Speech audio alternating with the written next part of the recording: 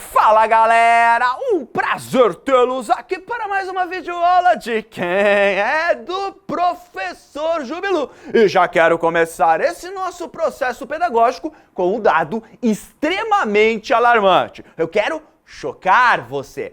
Estima-se hoje que 35% de todos os recifes de corais, 30% de todos os moluscos de água doce, 34% de todos os tubarões e arraias, 25% de todos os mamíferos, ufa, e 20% de todas as aves existentes na Terra estão à beira da extinção. O desaparecimento das espécies do nosso planeta atualmente tem sido tão acelerado, mas tão acelerado, que muitos cientistas dizem que estamos passando, neste momento, pela sexta grande extinção em massa.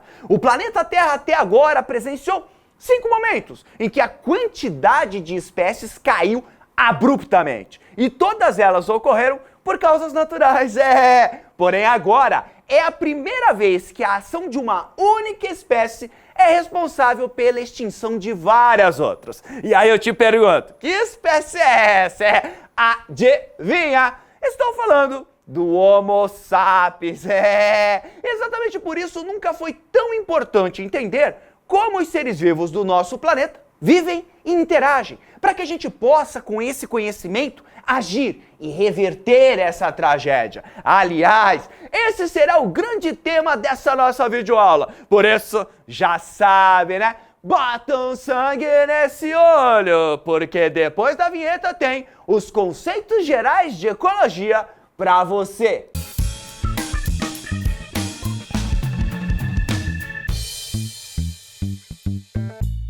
Hoje, só para você ter uma ideia, mais de 5 bilhões de pessoas têm smartphones. Coisinha básica, coisinha tranquila. O que a maioria dessas pessoas não sabem é que produzir esses aparelhos exige recursos do planeta Terra. Exige minérios, exige a utilização de energia elétrica, muitas vezes energia elétrica proveniente da queima de combustíveis fósseis, como é o caso da queima do carvão mineral. Quer ver um dado que eu vou te dar? Só para você ter uma ideia, a quantidade de energia utilizada na produção desses aparelhos, na produção desses smartphones, é igual à energia usada em um ano inteiro na Índia. Na Índia, que é um país que tem quase 1/5 da população mundial. E o pior de tudo é que os smartphones são produzidos pelas empresas para durarem entre 5 e 10 anos. E tem um estudo, inclusive, que mostra, para piorar ainda mais isso, é que a média de uso desses aparelhos é de apenas 2 anos. Isso acontece com vários outros produtos, não apenas com os smartphones. Nós vivemos atualmente a cultura do descartável e insustentável. Insustentável não só para as outras espécies que vivem aqui, mas insustentável para a sobrevivência da nossa própria espécie. O impacto que as nossas ações estão tendo nos outros seres vivos e também na gente é estudada por uma especialidade da biologia conhecida como, você já sabe, né? Ecologia.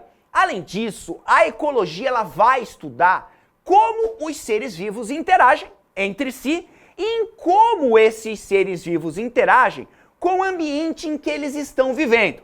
Esse termo, ecologia, ele foi criado pelo naturalista Ernest Haeckel em 1869. Aliás, a palavra ecologia, ela deriva do grego, oikos, que significa casa ou lugar para viver. Então a ecologia seria o estudo dos organismos em sua casa. Aliás, uma casa que tá, bem zoadinha. Então olha só, toda vez que você tiver seres vivos interagindo uns com os outros, um fenômeno conhecido como alelobiose, ou ainda seres vivos interagindo com o ambiente em que eles estão, que é um fenômeno conhecido como ecobiose, você estará falando de ecologia.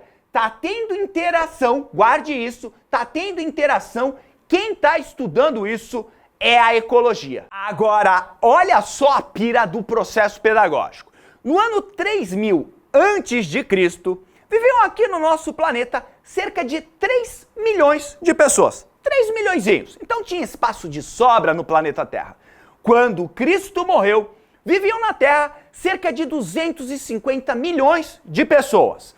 1850 anos depois da morte de Cristo, a população de seres humanos na Terra era de 1 bilhão de pessoas. Em 1960, éramos 3 bilhões de seres humanos. Em 2017, chegamos a uma astronômica população de 7 bilhões e meio de pessoas. Ou seja, em apenas, não sei se você percebeu, em apenas 57 anos, nós mais que dobramos a nossa população. E toda essa galera consome recursos do planeta. Hoje, esses recursos são consumidos numa taxa de 45% acima do que a Terra pode nos dar. É como se você já estivesse com a conta bancária no vermelho e continuasse gastando, sem parar. Lembre-se que quanto mais gente vivendo no planeta, mais precisamos de áreas para produzir alimentos, precisamos de mais energia, precisamos de mais água. E uma hora, esses recursos começam a faltar para a população, principalmente para os mais pobres. Quer ver um exemplo? Se a produção de trigo começar a ser insuficiente para atender a demanda, o valor desse trigo vai subir. Automaticamente, o preço de todos os alimentos que usam trigo vão subir também. Quem tem grana continua comprando, mas quem não tem começa a sentir falta desses alimentos na mesa. Então guarde que quanto maior a população, maior é o consumo de recursos do ambiente. E isso atualmente é um dos nossos principais problemas. Mas Chupi-Chupão, você está falando tanto de população, mas o que realmente seria uma população? Qual é o conceito de população? População nada mais é do que o conjunto de indivíduos da mesma espécie que vivem juntos num determinado local e interagem entre si. Aqui, ó, estão interagindo entre si, são da mesma espécie, né? Eu posso até dizer que aqui na minha barriguinha eu tenho uma pequena população de joaninhas.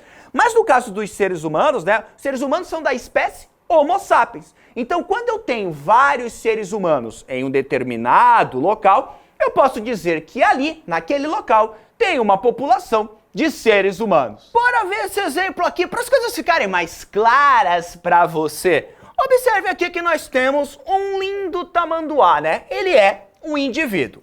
Agora, se eu pegar e colocar vários tamanduás numa mesma região, né? Tamanduás da mesma espécie, eu vou dizer que naquela região eu tenho uma população de tamanduás. Agora, olha só que bacaninho o que eu vou te falar. Quando eu tenho várias populações de espécies diferentes interagindo em um determinado local, aí eu digo que ali, naquele local, eu tenho uma comunidade biológica.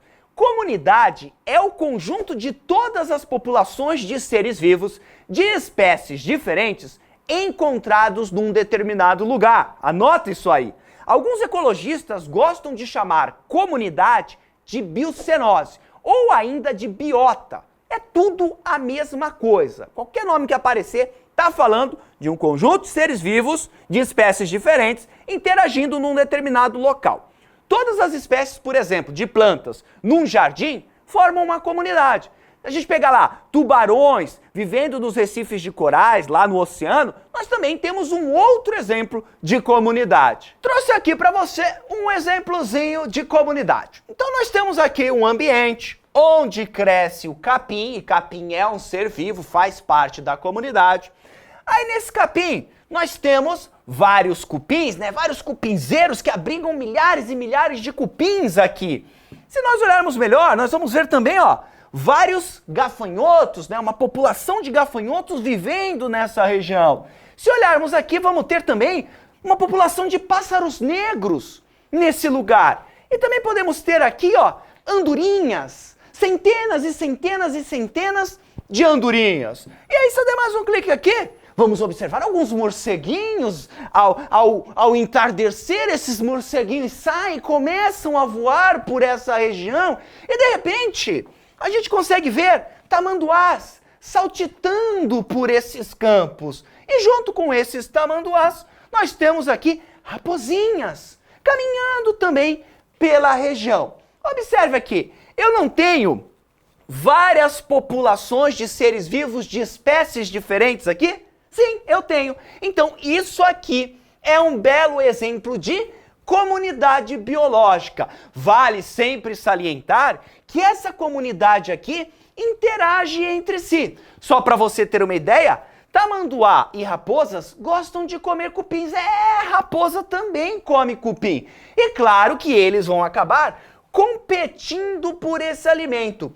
Isso porque uma parte do nicho ecológico desses animais é parecida. E quando eu tenho nicho ecológico parecido ou igual entre duas espécies, automaticamente elas vão competir por algum recurso. Nesse caso aqui, o recurso são os cupins. Nicho ecológico, Chupi-Chupão? O que seria isso? Nicho ecológico é o modo de vida dos indivíduos de uma determinada espécie. São os hábitos de uma espécie, o modo de vida dessa espécie. Te dar um exemplo. Tamanduá. Os tamanduás são animais solitários. Eles caminham o dia todo em busca de comida, principalmente cupins e formigas. Aliás, só para você ter uma ideia, um único tamanduá pode comer 35 mil insetos por dia. O bicho é bem faminto. Agora, olha só, isso que eu acabei de te falar, não são os hábitos do tamanduá?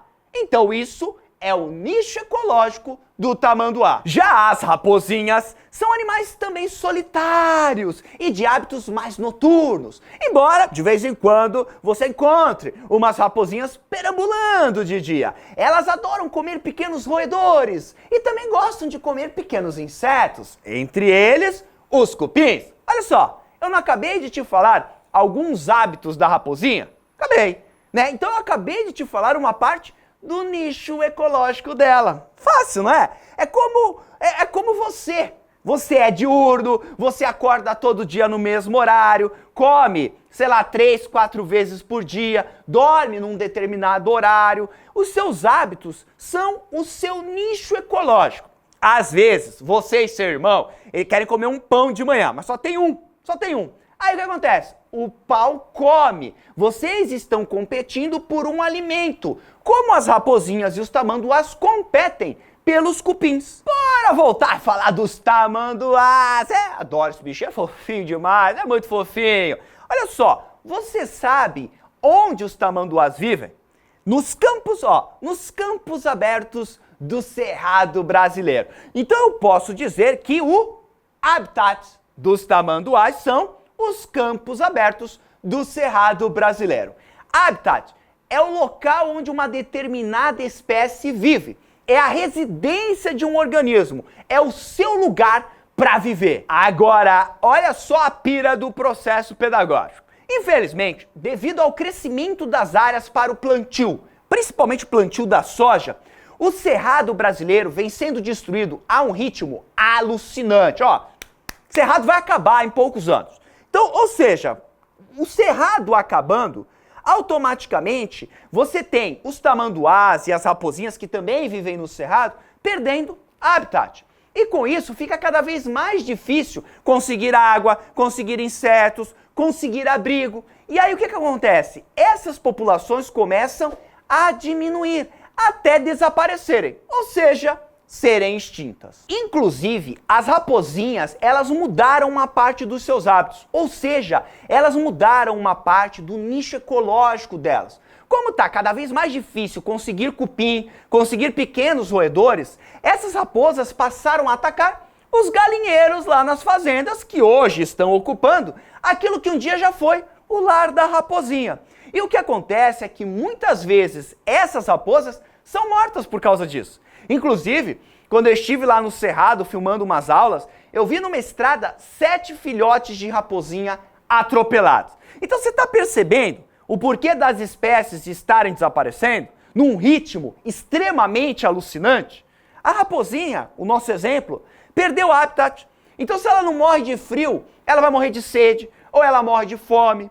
E se ela não morrer de nada disso, ela vai morrer com um tiro na cara ou vai morrer atropelada. Aliás, só para te informar, lá na plataforma do Biologia Total, eu tenho uma aula que eu gravei em Botsuana, na África, só falando sobre habitat e nicho ecológico. E tem uma outra aula minha que eu gravei em Bornéu, no Sudeste Asiático, onde eu falo sobre a extinção de espécies. Assista essas aulas para você se aprofundar ainda mais nesses assuntos. Bora voltar para o nosso esqueminha aqui, ó. Então nós temos o indivíduo tamanduá, aí quando eu junto vários indivíduos da mesma espécie eu tenho a população, e quando eu tenho várias populações de espécies diferentes, eu tenho uma comunidade. Aqui, por exemplo, eu tenho uma comunidade que vive no Cerrado. Esses indivíduos aqui, e claro, tem muito mais, só botei 3 exemplos aqui, mas se eu pegar toda a comunidade biológica que vive no Cerrado, eu posso chamar essa comunidade de fator biótico. Os fatores bióticos são os seres vivos que vivem num determinado lugar. Então, os seres vivos que vivem no Cerrado são o quê? Os fatores bióticos desse lugar. Por sua vez, esses seres vivos, claro, eles vão interagir entre si, mas eles também vão interagir com o ambiente. Vão interagir com a água, com a temperatura, com o pH, com a salinidade, enfim, com tudo que está ao redor. Todo esse ambiente físico, ele é formado por fatores que a gente chama de fatores abióticos. Os fatores abióticos são os fatores não vivos de um ambiente, que estão no ambiente, mas eles, embora não sejam vivos, são extremamente importantes para os seres vivos que estão ali. Então, temperatura, chuva, tudo que tem no Cerrado, tudo isso vai ser extremamente importante para que os seres vivos que vivem lá, ou seja, para que os fatores bióticos que vivem lá, possam sobreviver. Então perceba que os fatores abióticos são extremamente importantes para os seres vivos continuarem vivos. Quer ver? Eu vou te dar um exemplo para você entender melhor o que é um fator abiótico. Temperatura. A temperatura, ela é um ser vivo? Não. Né? A temperatura, ela cruza com outra temperatura, e aí elas têm as temperaturinhas correndo por ali. Oi, mamãe! Oi, papai! Não, isso não acontece, você vê isso? Então, óbvio que a temperatura não é um ser vivo, mas ela é extremamente importante para os seres vivos. Então, a temperatura, ela é um fator abiótico. Assim como o pH, assim como a luminosidade, assim como a água, assim como o solo, todos eles são fatores abióticos. São esses fatores, inclusive, que irão limitar a distribuição de uma espécie no planeta. Uma rã, por exemplo, adaptada à umidade da floresta, não vai ser encontrada nas florestas geladas da Rússia. Por quê? Porque existe uma limitação aí feita pelos fatores abióticos. E nesse caso a limitação é a temperatura e a umidade. Agora, anota essa informação. Qualquer lugar em que eu tiver os fatores bióticos interagindo com os fatores abióticos, eu posso dizer que aquele lugar é um ecossistema. Por isso, anota aí.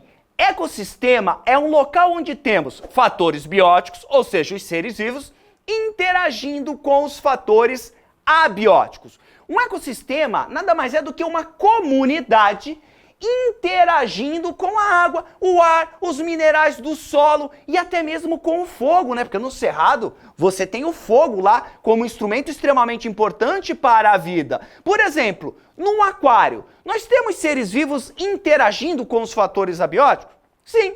Então o aquário é um exemplo de um ecossistema.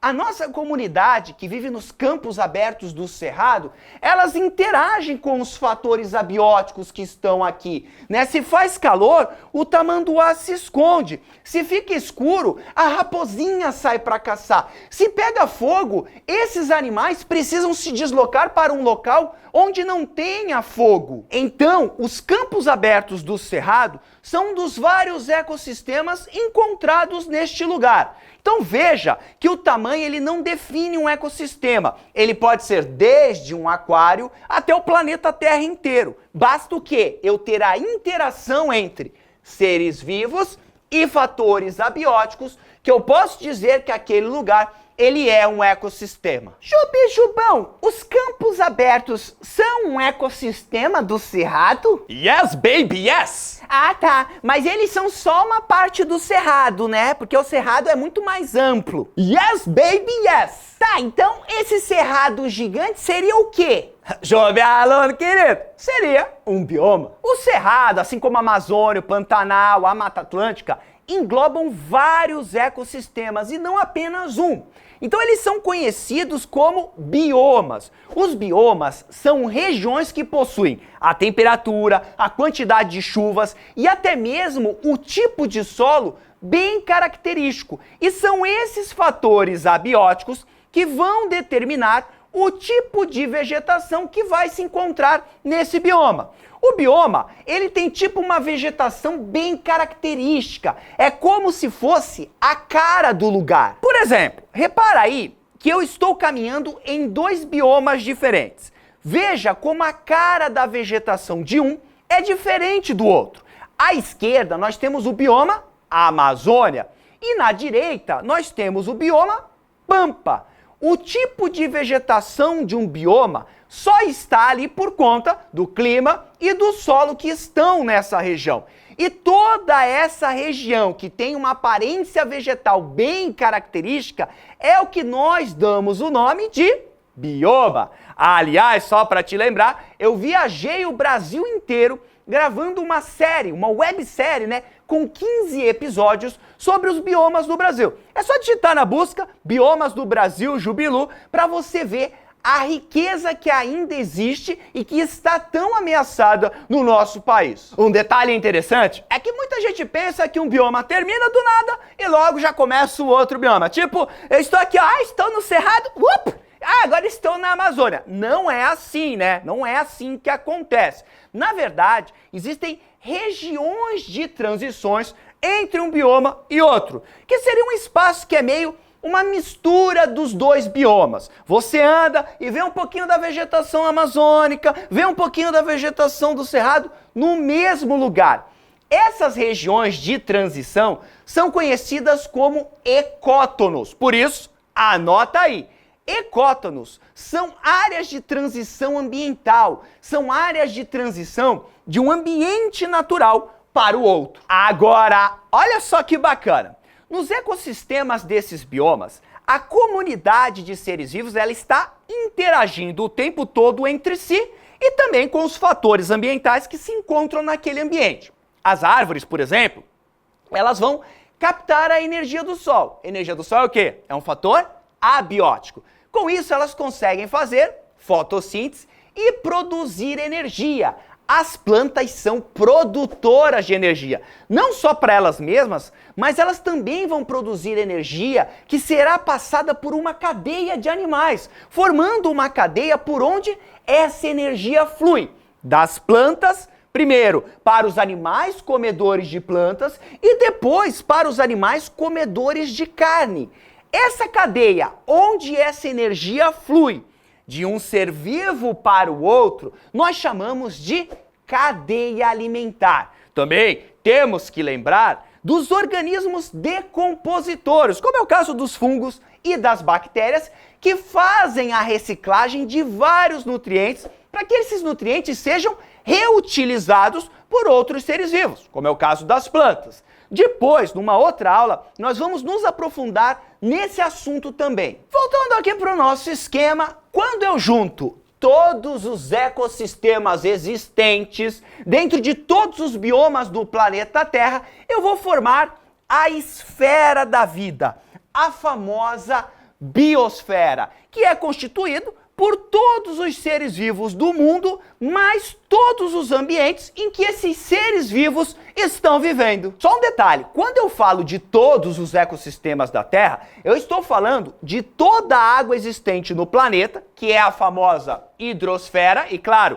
que tem vida. Estou falando também de todos os gases que envolvem o nosso planeta, que é a atmosfera, e também estou falando de toda a parte terrestre, que é conhecida como litosfera. É a união disso tudo que vai formar a biosfera. Maravilha? Então, entendeu? Entendeu os conceitos básicos da disciplina ecologia? Tranquilo? Então, nessa videoaula você aprendeu que a ecologia estuda as interações que ocorrem entre os seres vivos, que são os fatores bióticos, com o ambiente, que são os fatores abióticos. Lembre-se que o conjunto de organismos de uma mesma espécie forma uma população. Já o conjunto de várias populações de espécies diferentes forma a comunidade, que junto com os fatores abióticos formam um ecossistema. E também não esqueça que bioma são grandes espaços com uma vegetação característica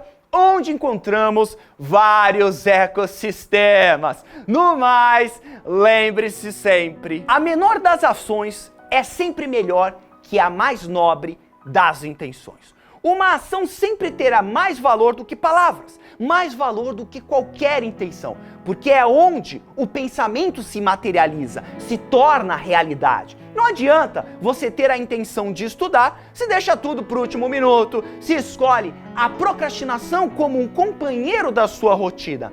Agir é o verbo que nos empurra para frente, que nos faz caminhar. Maravilha? Tamo junto! Desnecessário dizer que foi um grande prazer estar aqui com você. Um grande abraço. Tchau!